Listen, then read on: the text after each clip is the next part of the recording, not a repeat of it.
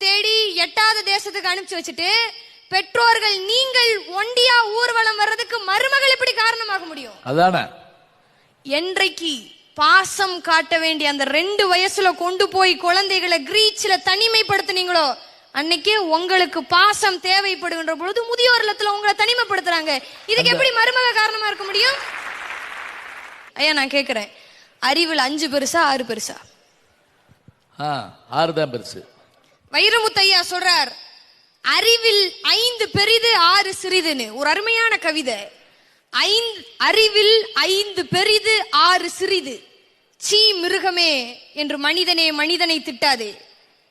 எந்த ஒரு விலங்கும் தன்னுடைய இறைப்பைக்கு மேலாக இன்னொரு வயிறு வளர்ப்பதில்லை. எங்கேனும் தொப்பை கிளியோ தொப்பை முயலோ பார்த்ததுண்டா? விலங்குகளுக்கு சர்க்கரை வியாதி இல்லை தெரியுமோ? இன்னொன்று பறவைகளுக்கு வேர்ப்பதில்லை. எந்த பறவையும் கூடு கட்டி வாடகைக்கு விடுவதில்லை. எந்த விலங்கும் தேவையற்ற நிலம் திருடுவதில்லை. கவனி மனிதனே, கூட்டு வாழ்க்கை கூட்டு வாழ்க்கை இன்னும் குலையாதிருப்பது காட்டுக்குள் மட்டும்தான். அறிந்தால் ஆச்சரியம் கொள்வாய்.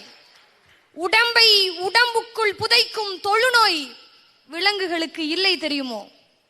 மனிதனே இதை மனங்கொள். கர்ப்ப வாசனை கண்டால் பறவைகள், அதாவது காளை பசுவை சேர்வதில்லை. எந்த ஒரு விலங்கும் கர்ப்ப வாசனை கண்டா காளை பசுவை சேர்றது கிடையாது. ஒருவனுக்கு ஒருத்தி என்பது உனக்கு வார்த்தை, ஆனால் புறாவுக்கு வாழ்க்கை. எந்த புறாவும் தன்னுடைய ஜோடி இன்றி பிற ஜோடியை தொடுவதில்லை. பூகம்பம் வருது எனில் அலை பாயும் விலங்குகள், அடிவயிற்றில் சிறகடிக்கும் பறவைகள். இப்பொழுது சொல், அறிவில் 6 பெரிதா 5 பெரிதா? மரணம் நிஜம். மரணம் வாழ்வினுடைய பரிசு. மாண்டாள் மானின் தோல் ஆசனம், மயிலின் தோகை விசிறி, யானையின் பல் அலங்காரம், ஒட்டகத்தின் எலும்பு ஆபரணம். நீ மாண்டாள் மனிதனே, நீ மாண்டாள். நெருப்பே சிலரை நிராகரிக்கும் என்பதால் தானே புதைக்கவே பழகினோம். சீ மிருகமே என்று மனிதனே மனிதனை திட்டாதே. சற்று பொறுமனிதா. காட்டுக்குள் ஏதோ சத்தம். ஏதோ மிருகம் இன்னொரு மிருகத்தை ஏசுகிறது.